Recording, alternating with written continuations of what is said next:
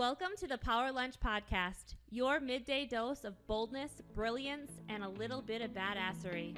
I'm Amy Souza, here with my powerhouse co-hosts, Tracy Muntz and Lisa Carmichael, and we're coming in hot to shake things up. Each week, we dish out bite-sized, high-impact conversations on business, health, purpose, wealth, and the wild, beautiful chaos in between. Whether you're building your dream, rebooting your story, or just catching your breath, this is your space to get grounded, inspired, and reignited. This isn't just another podcast, it's your power move. Let's go.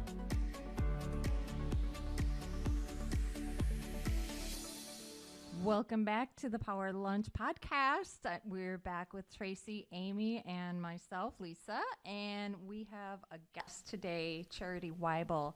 And we are really excited to have Charity join us today because she's had some experiences with women and noticing patterns that women kind of hold themselves back, not only as an entrepreneur, but in their careers.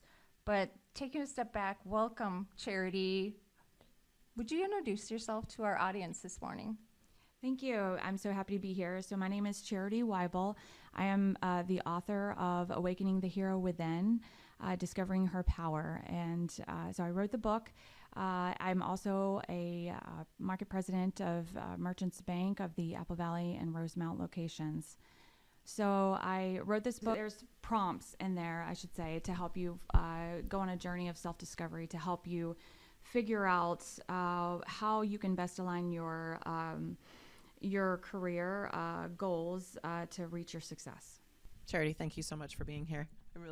First off, I heard about your book a couple months ago, and I was super excited to read it because I think that there's a narrative going on right now that women specifically and maybe it's just the age group that I'm in right now, that we've been something most of our life. We've either been a mother or a career person or, a daughter or a sister or whatever that case may be, and discovering who we are. And it's awaken the hero, but her is really spotlighted within.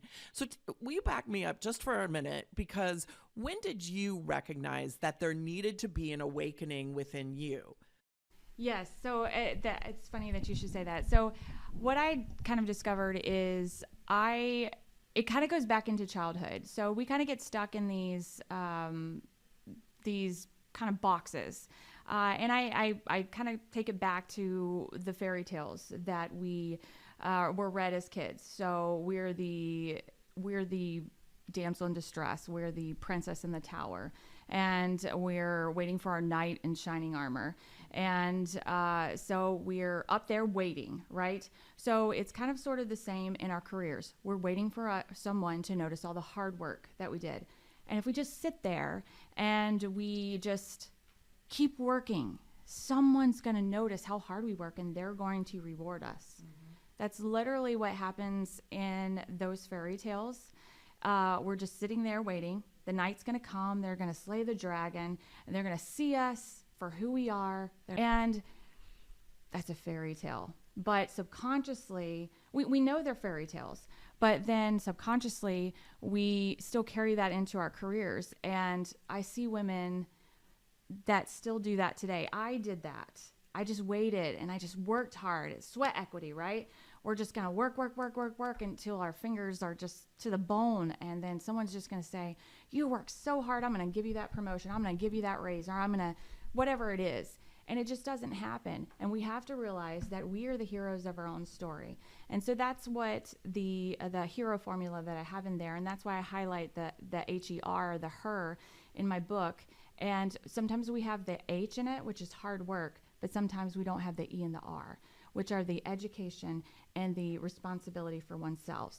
So those are the three keys that we have to put together. And then the O comes in, which is the opportunity. So when you have all three together and then you meet opportunity, you become the hero of your own story.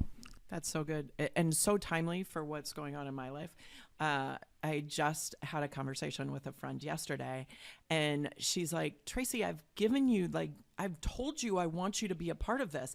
I've given you opportunities to step up, and I feel as if you are waiting for me to come and beg you.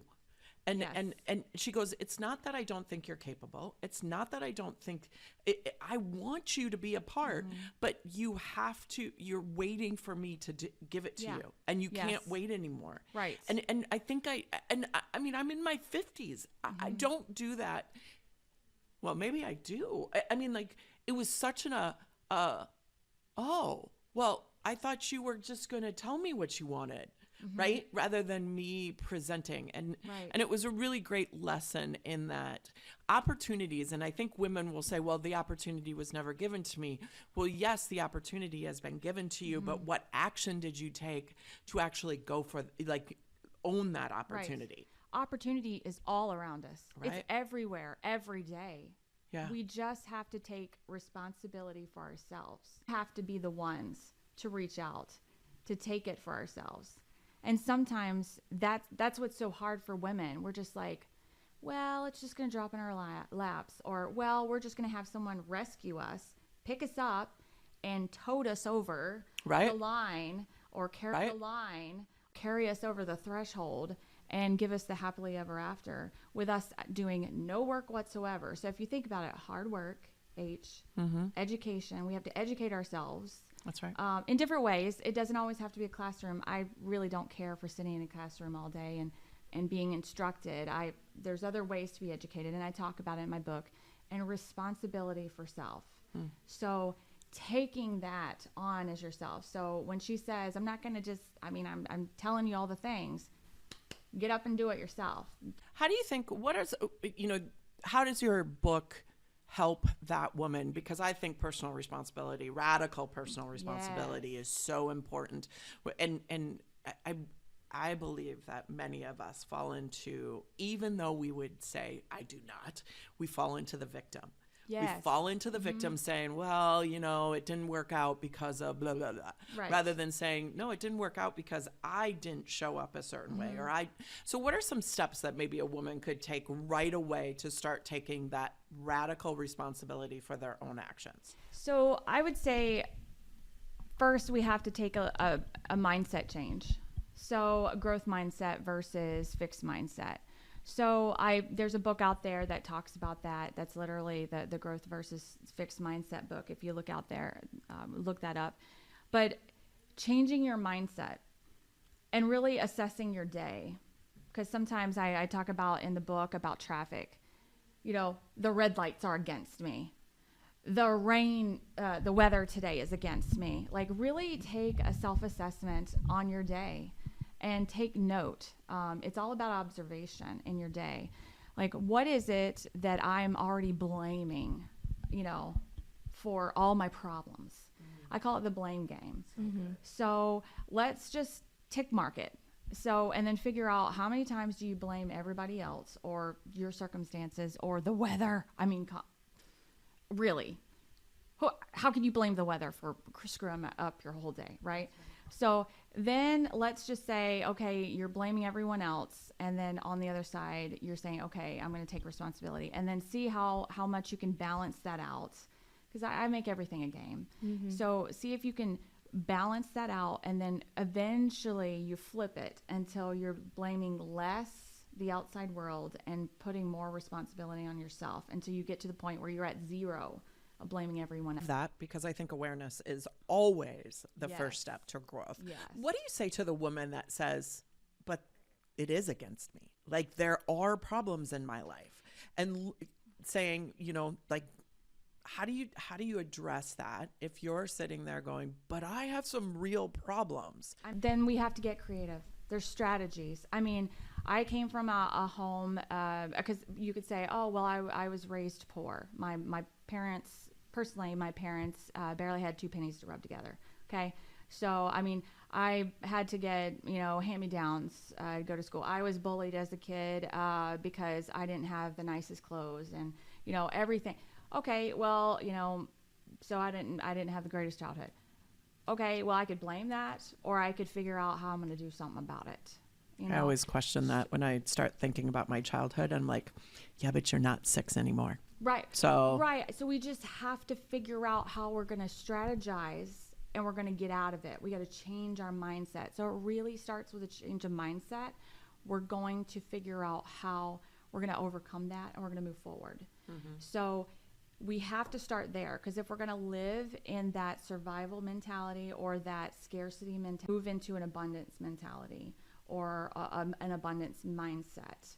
And then we're going to figure out how we're going to make ends meet. Then we're going to have to figure out how we're going to, not live paycheck to paycheck. Maybe we're going to save some money. So I have strategies for all those things. I mean, I started saving, just pulling from my own experience, but I would say things like, oh, I can't save at all. Like, I'm literally breaking even. Sometimes I would go negative and I'd have, negative $50 in my account, and I'd have to wait 3 more days before payday.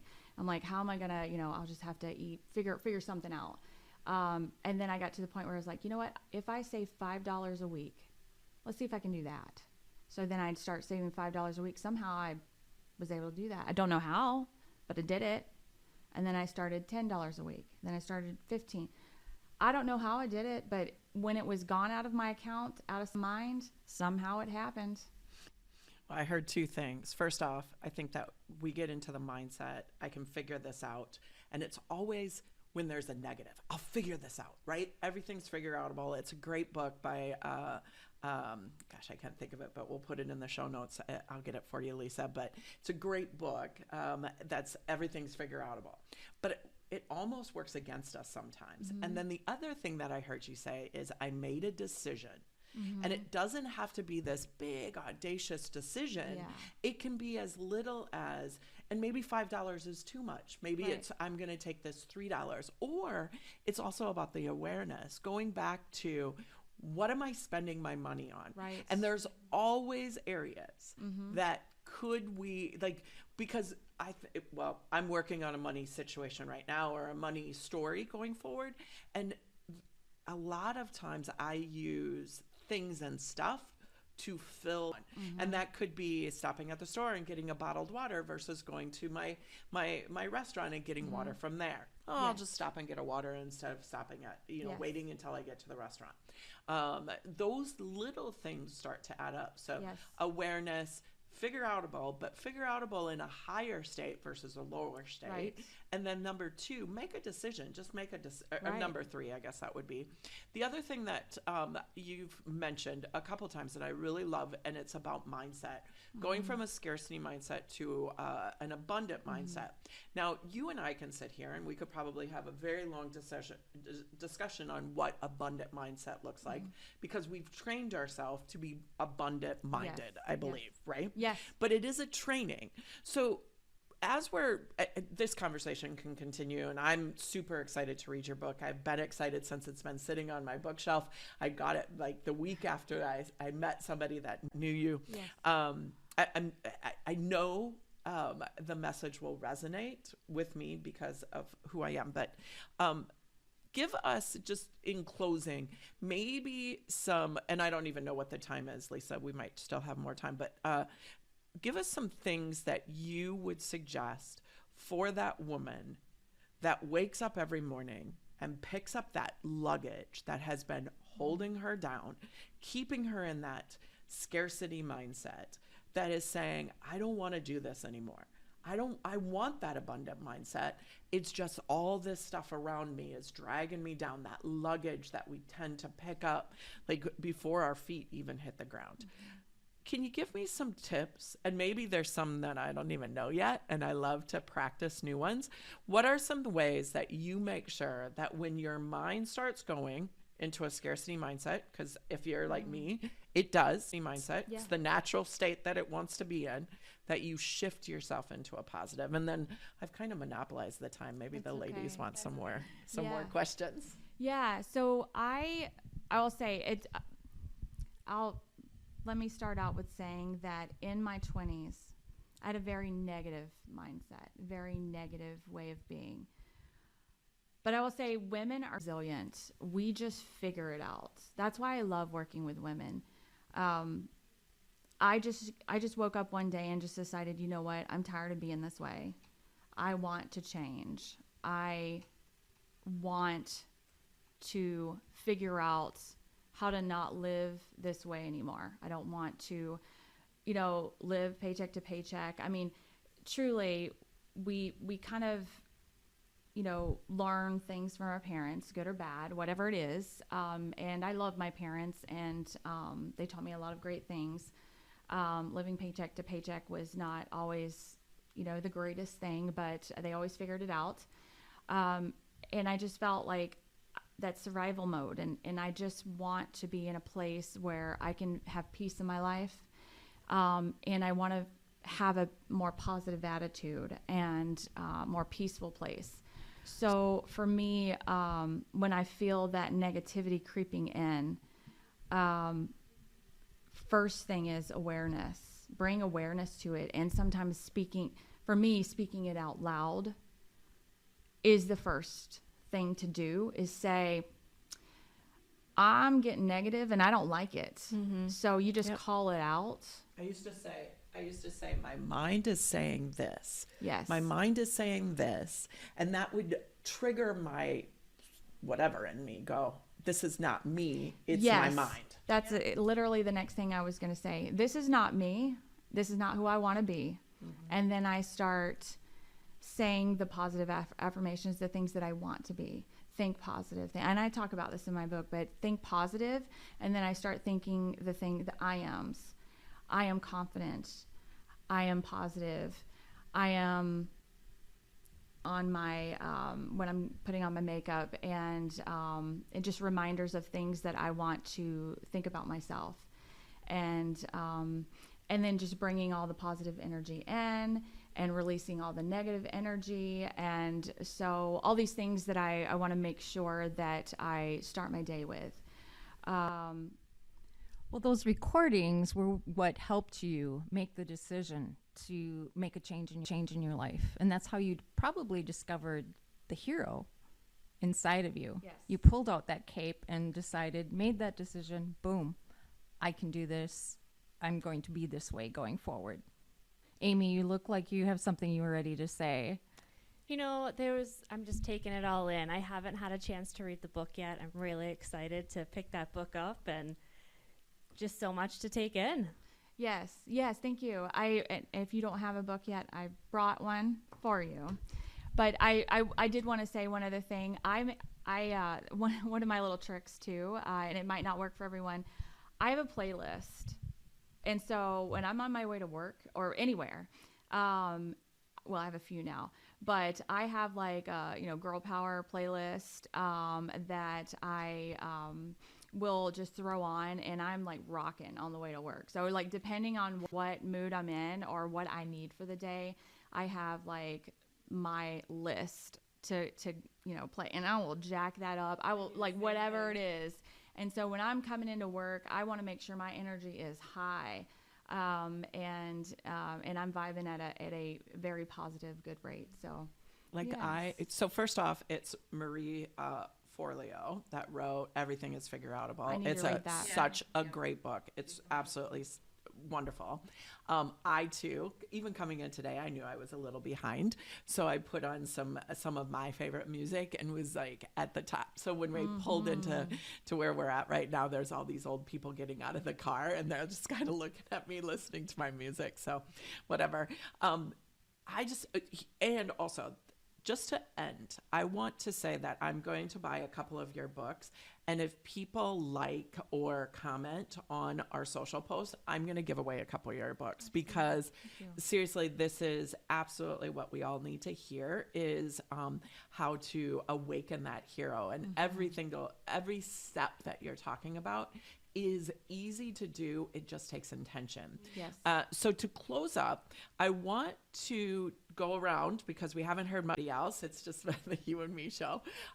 What is the one thing that you do to shift your mindset when you're feeling at a low energy. Just one thing you do, and if we each share one, that may be four new things that somebody can do.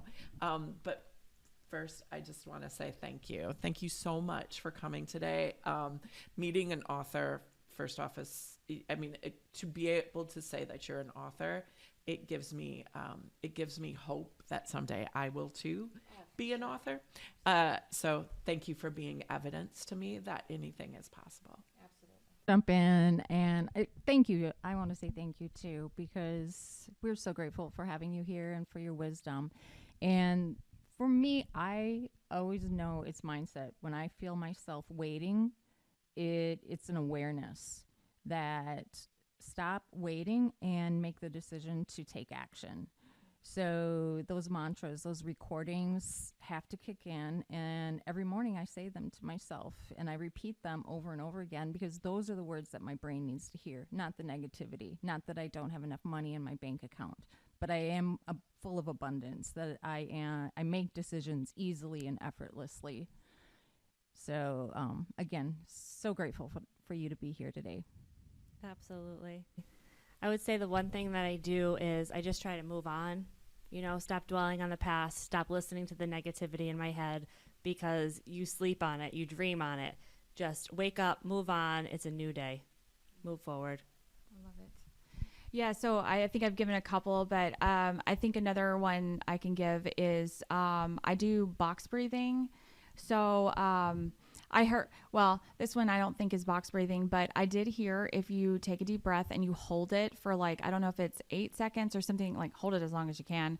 The voice inside your head stops. I did hear that. Yeah. And I was like, so I've been trying that. And so that's a little new trick that I've been trying. And for me, it works. I don't know if it's the oxygen stops. I don't know, but it works. And then you just stop focusing on whatever the negativity is because you can't breathe.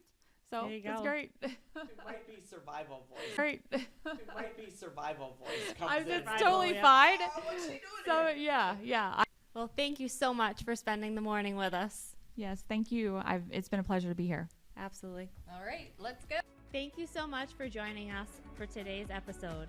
If something we shared sparked a new idea, gave you a fresh perspective, or simply made you feel seen, we'd love for you to pass it on. Share this episode with a friend, a colleague, or a fellow powerhouse woman who's walking her own journey. And if you haven't yet, don't forget to subscribe so you'll never miss an episode. Until next time, keep showing up, keep rising, and remember, there's no ceiling you can't break through.